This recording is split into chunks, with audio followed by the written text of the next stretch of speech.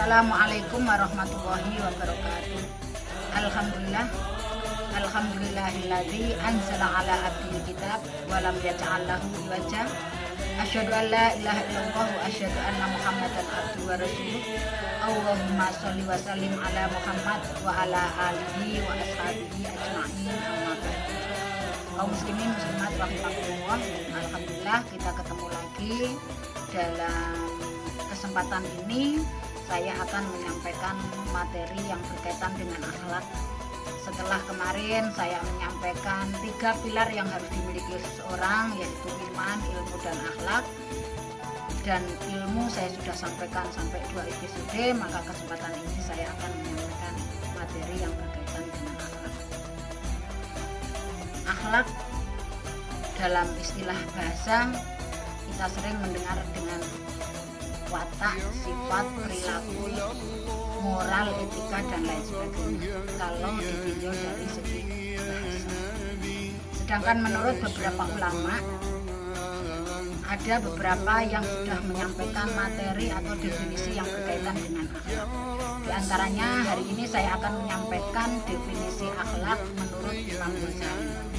Imam Ghazali pernah mengatakan bahwa al-khuluqu ibaratun an hayatin fin nafsi rosihatun anha tasdul af'alu bisuhulatin wa yusrin min ghairi hajatin ila fikrin wa ru'yah.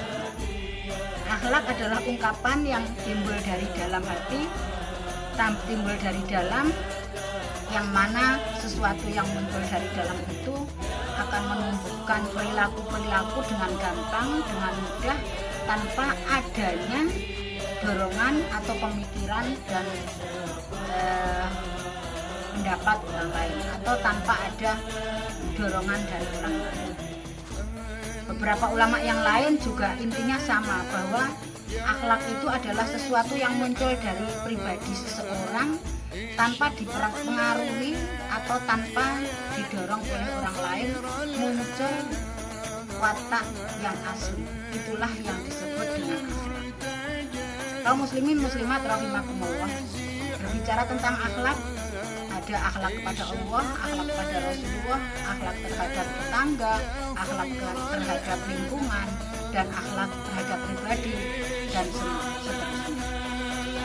Ketika kita berbicara akhlak, maka sering kita dibawa bahwa akhlak itu adalah sesuatu yang baik. Padahal sebenarnya akhlak itu dibagi menjadi berbagai macam. Tetapi kalau menurut ulama-ulama yang tadi, bahwa sebenarnya akhlak itu adalah sesuatu yang baik.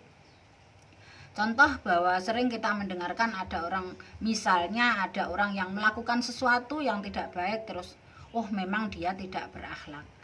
Padahal sebenarnya akhlak itu juga dibagi menjadi 2. Tetapi sudah terlanjur bahwa memang akhlak itu konotasinya adalah sesuatu yang positif. Kaum muslimin muslimat rahimakumullah, tetapi dalam kesempatan ini saya tidak akan menyampaikan definisi akhlak itu secara terperinci. Saya hanya menjaga pembuka saja materi definisi yang berkaitan dengan akhlak menurut Imam Ghazali.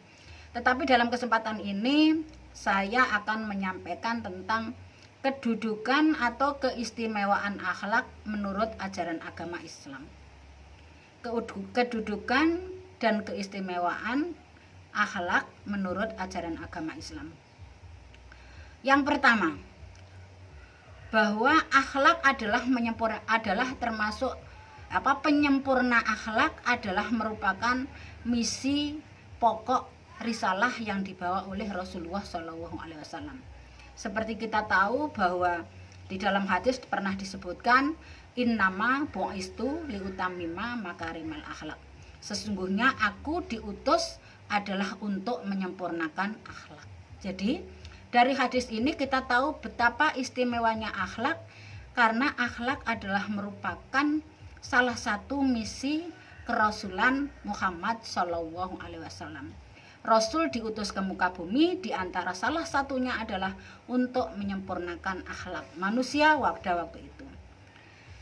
Seperti kita tahu bahwa pada zaman jahiliyah bagaimana mereka punya perilaku. Pada zaman jahiliyah mereka mempunyai kebiasaan-kebiasaan yang tidak baik.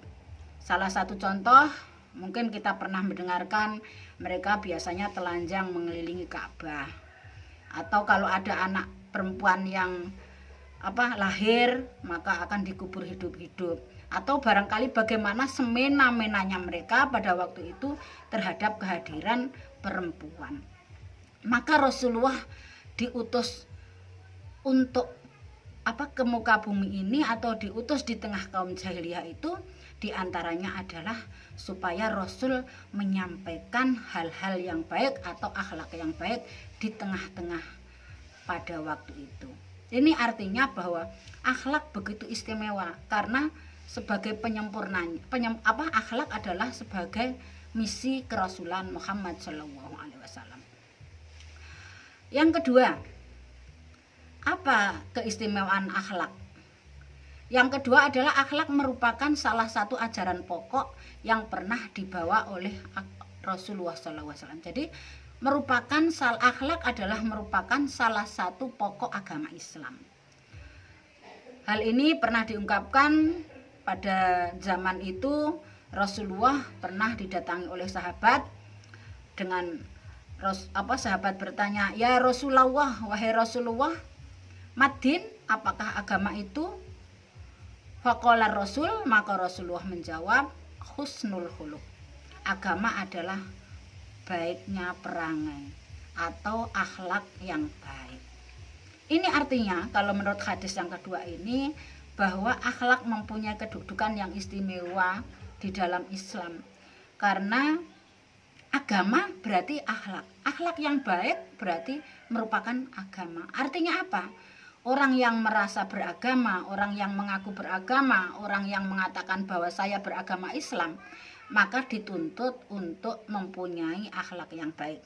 Karena agama adalah akhlak yang baik menurut Rasulullah SAW. Kaum muslimin muslimat rahimakumullah. Keutamaan yang ketiga, akhlak yang baik akan memberatkan timbangan nanti di kemudian hari. Akhlak yang baik akan menjadi atau akan memberatkan timbangan di hari kiamat. Seperti kita tahu bahwa nanti semua amal-amalnya akan ditimbang. Yang berat timbangannya berarti mendapatkan ridho terus dibawa ke tempat surga. Yang ringan timbangannya berarti amalnya jelek.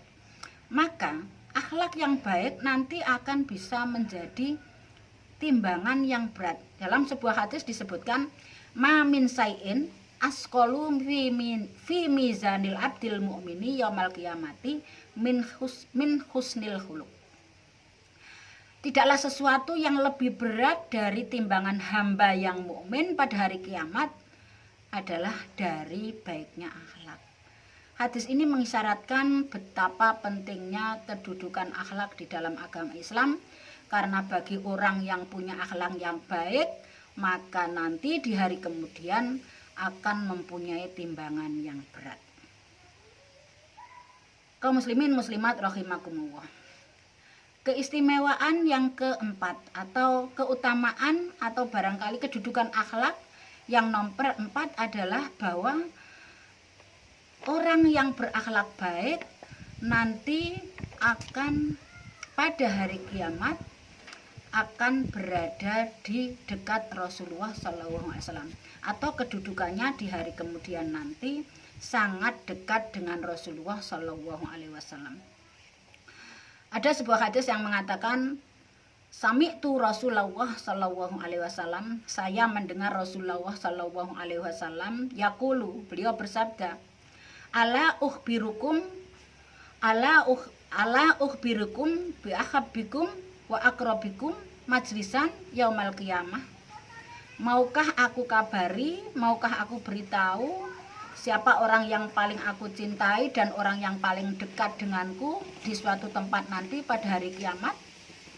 Fa'adaha marrotaini. Rasulullah mengulangi sampai marrotaini 2 kali, au salasan atau 3 kali. Qalu, maka para sahabat menjawab, na'am ya Rasulullah, ya wahai Rasulullah. Qala, terus Rasulullah bersabda, ahsanuhum khuluqan. ahsanukum khuluqan. Orang yang paling baik di antara kamu akhlaknya.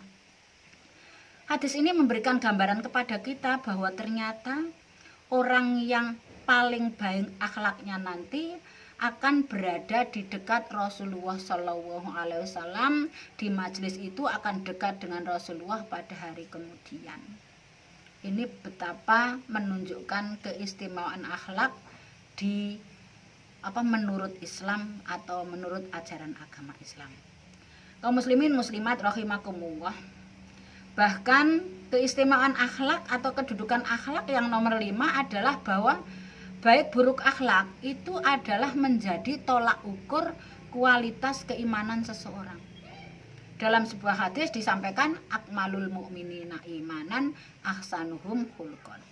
Orang yang paling sempurna imannya adalah orang yang paling baik akhlaknya. Jadi kalau menurut hadis-hadis yang sudah saya bacakan ini, ternyata menurut Islam akhlak mempunyai kedudukan yang tinggi dan istimewa menurut ajaran agama Islam.